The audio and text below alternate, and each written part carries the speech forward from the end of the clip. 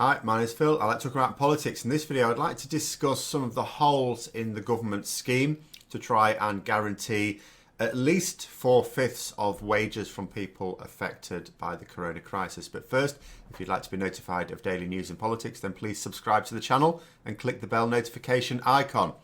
So on the face of it, if you think about two groups of workers, you've got the employed and you've got the self-employed.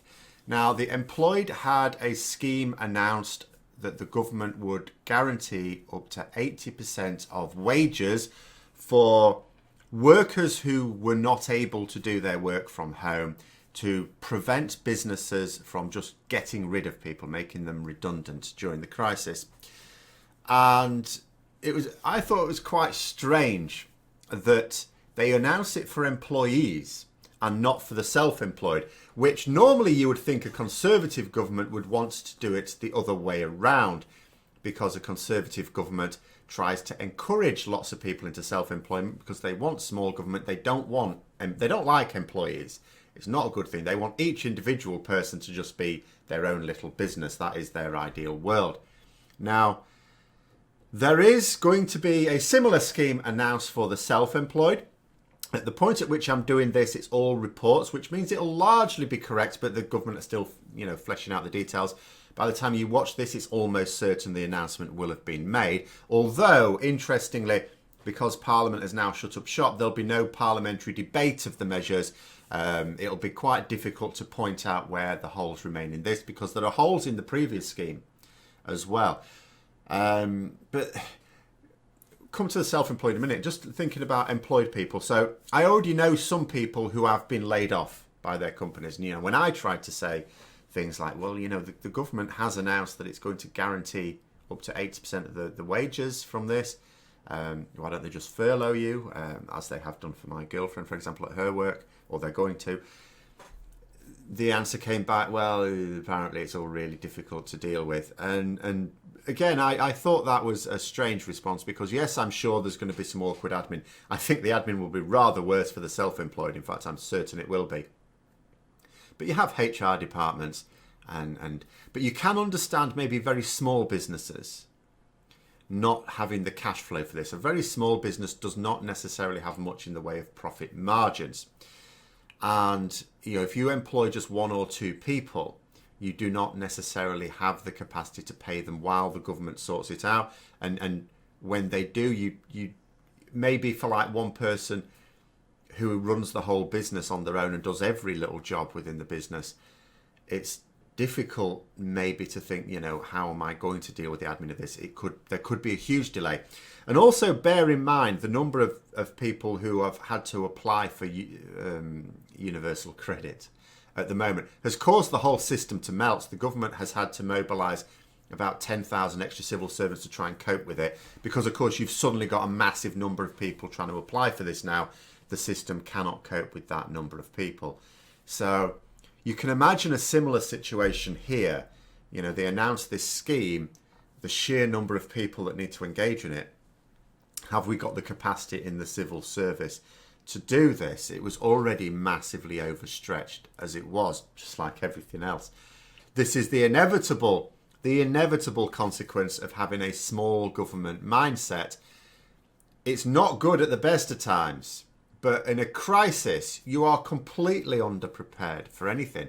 And when you decide what to do, you don't have the resources to be able to do it, because small government. But anyway, so for the self-employed, I was thinking to myself, so okay, so they're gonna announce 80%, up to 80%. Again, similar sort of scheme.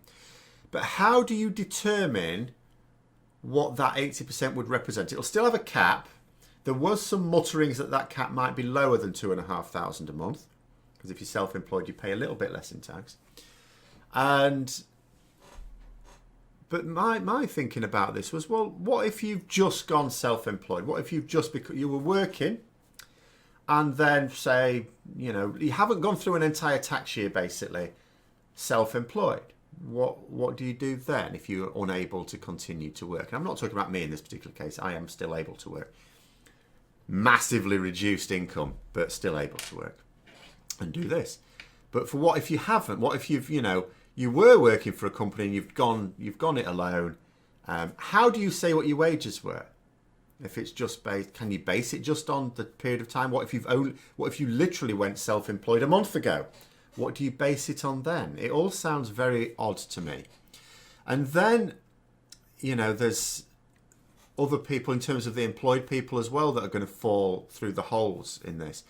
What if you're on 0 hours contract? I mean, 80% of zero is zero. 80% of zero is zero. If you're on a 0 hours contract, you are only paid for the hours you are working. So what about them? They fall through this because they're not self-employed. They are employed, but their wage is effectively zero. They're just paid what they work, and they won't be working. And and this is a large number of people, because what we've seen with the Conservative government over the last 10 years is a massive explosion in this 0 hours contract employees who the government get to count as employed, but they're going to fall through the holes in this scheme as well. Are they going to be able to do it like self-employed people in terms of, well, I made this much over the last year, that you can pay me 80% of that? No, the current system doesn't allow for that. Then the other thing, Labour have been pointing out a number of these cases indeed. What if you had to stop work to be able to look after the children who now can't go to school, or to provide care for the elderly who are not getting social care now? They weren't in a home as such, but they were being cared for in their own home, but now they can't be. So if you've had to stop work for that, well, you're not getting anything as well, because this 80% is only for either if you've been furloughed by your workplace, that is to say you are not doing any work, you're not able to work from home, but that workplace is, that business is retaining you. So the government will say, well, we'll pay 80% of their wages, up to $2,500. And then if you're self-employed, we'll pay you 80% of that. But again, there's all sorts of legal difficulties with that, I would think, if you're self-employed. Again, if it's not an even amount, if you've been self-employed for a while, sure, you could just base it on, and you're not working at all. Like, what if you've just got a reduced amount of work? There's so many difficulties here. But let's say you are, you were working and now you're not getting anything. So you can just base it on 80% of the previous year's, what's on your tax return. But what if you were doing, as I say, what if you're just getting much less work? What do you do then? It's so difficult to know what, how we're going to sort of protect some people here, because that, according to the scheme that's likely to be announced, you'd probably get nothing there as well. And what it sounds like, when, again, you've got to be careful about all these measures that the government announced.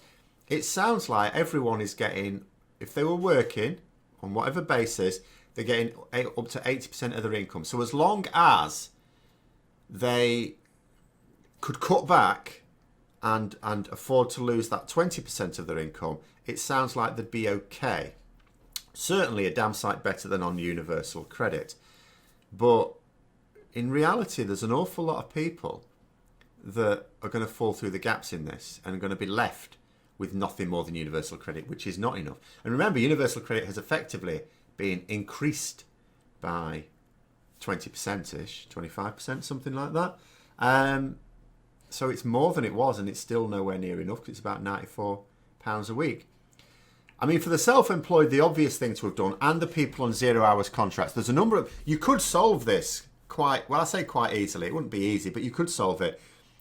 People that are self-employed, people on 0 hours contracts, people who've had to give up work to care for the others. There is one solution that at least could work in the short term, and that is, of course, a universal basic income. The government could have announced that.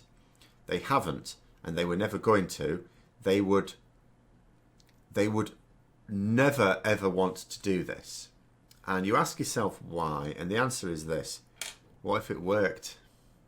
What if it worked? Because we are already inevitably, without this crisis, going to be moving towards a society where a lot of people cannot work because there are not going to be the jobs. As we increasingly automate certain jobs, then there's going to be need for much fewer workers, but the population keeps going up. Now, granted, this advance in technology sometimes creates extra jobs as well, but it's not a net gain in jobs. It's always a net loss of jobs.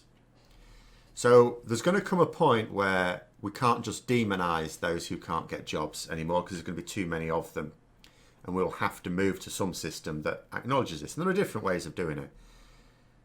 But of course, if you implement something that then seems to work after a fashion, then you bring that argument much closer to home. And this is absolutely not what the Conservatives want, because ultimately they've already had to enact an awful lot of socialist policies to deal with this crisis, because conservatism really doesn't help a society. And in an emergency such as this, it exposes it like you wouldn't believe. But yeah, they absolutely would not want any universal basic income to be shown to actually do a job. But anyway, those are my thoughts on that. Let me know yours in the comments below, particularly if you are affected by this. Hope you found the video interesting. If you did, don't forget to click the like button. And if you'd like to support the channel further, then please also click the Patreon link for details. And until next time, I'll see you later.